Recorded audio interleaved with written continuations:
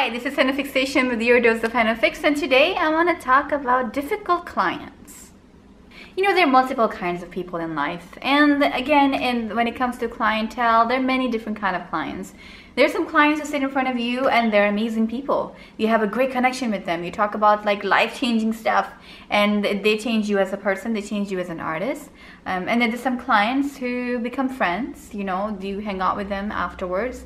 You go for coffee and then you do henna on them. It's just one of those things that happens.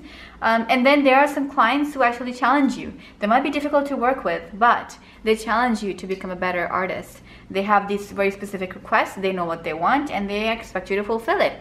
And you as a professional henna artist have to fulfill their expectations, right? And so those clients are, all of these I mentioned before, are welcomed anytime. You can come in front of me and you can just be a part of my life and I welcome you, and that's great. On the other hand, you have some clients who, I don't know, maybe they're having a bad day. Maybe they just like to cause problems in people's lives, you know. Maybe they're just very difficult to please people. You can rub their feet, you know, and they still will not be happy with you. But you know what I'm thinking now, that this is true for the general population. There are people who are really nice people, and there are some people who are crappy people. I think human beings are great. All human beings are amazing.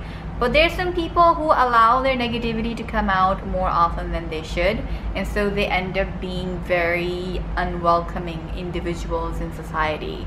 So here's what I have to say with dealing with difficult clients. You know the advice that people give you when you're talking about relationships?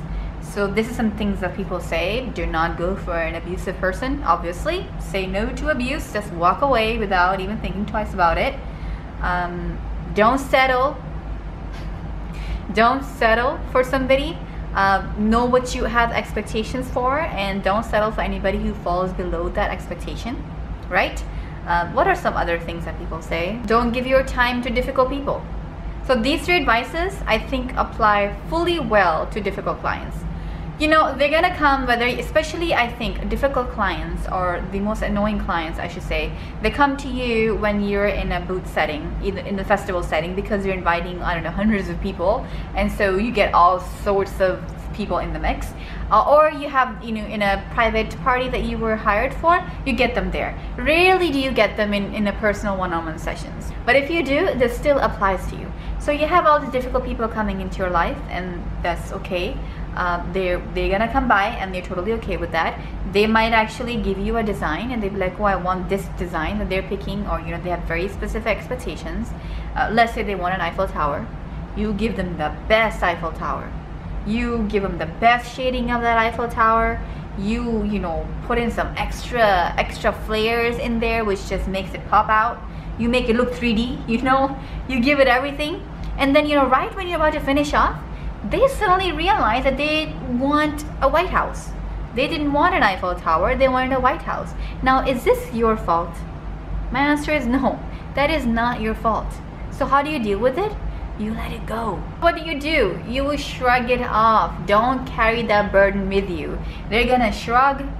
They'll say, you know, they will have those little tone, and you're like, dude, I gave you the best Eiffel Tower I could give you. What else do you want, you know? And they will say that, and they will just walk away from your space, and you say, bye y'all, and you just leave it alone, and you don't think about it. Don't even go for that. This is what I want to say. I think this is the crux of what I want to say today. And please pay attention just a little bit here. You want to train your clients, okay? Train your clients. Don't let the clients train you. You decide how you're going to run your business. The clients don't decide to run that. As much as I appreciate them, and as much as I realize that the clients are the one who make the business, but you have to draw a line somewhere. You can't let them walk all over you, okay? And especially you cannot let people just dictate the way that you're going to have your day. So yes, you're gonna have difficult people come their way. You just nod your head, you know, and you just say, okay, see you next time, and you just let them go, and that's it. Next time you see somebody coming in your face with your negativity, you just make a cross on their expression. You deal with them, in a very professional business manner, but you don't have to go above and beyond. You know, when it becomes really difficult is if you have family members or if you have people that are from different places and they look at you, they're like, you're doing henna, it is so expensive. I can't believe your henna is so expensive. Back home, my henna costs $3 per hand. I can't believe you charge this much for your henna. Okay, Miss Difficult Client, here's what I'm going to say to you for that. Find someone else who will do $3 design for you, but it's not going to be me. Because if you give in to those demands, I can assure you that they're never going to be pleased. They're never going to be pleased. People like that are not going to be pleased. They will find more faults. You were too slow, or you were too fast, or you know, you were this, you were that. They will find many different ways to say about you. But most importantly, they're not going to be happy, and you are not going to be satisfied. If you're providing a business to a client and they do not appreciate you, they could give you the most amount of money you have, but if you don't feel appreciation coming from that person, then it just doesn't feel too fulfilling, right? And it's especially true if you are succumbing to their demands.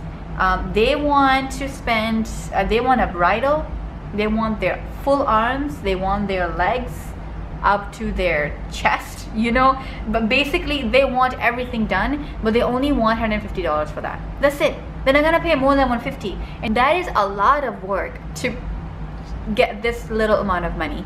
And you're like, dude, this is unacceptable. You're going to leave that appointment feeling extremely upset. You're not going to be satisfied. You're going to be bitter. You're going to have all these negative feelings. You're going to have to want to vent out to people. You know, you would spend 4 or 5 hours on that person and they just didn't pay you enough to make you feel appreciated, to make you feel respected, to make you feel honored. They're not going to give you any of that. So this is what I'm going to say is, don't go for it. Unfortunately, I'm not able to fulfill your criteria. I do hope that you find somebody who is able to do so. Very good luck on your wedding. I hope you have a beautiful wedding. I hope you have a beautiful day. I have a beautiful this, and you just let them go and you don't think about it. I did have somebody who called me. I have no idea who that person was. They called me and they said, okay, I want this, and I gave them the price. At that time, I was just starting out doing professional henna, so my prices were not even that high because I felt my work didn't warrant that, you know, a higher price that I asked for now. And so I gave that person my price and they were like, okay, I book your session, I will see you tomorrow, and they call back like, I don't know, 30 seconds later that, oh, they found somebody who did a price cheaper than what I was offering.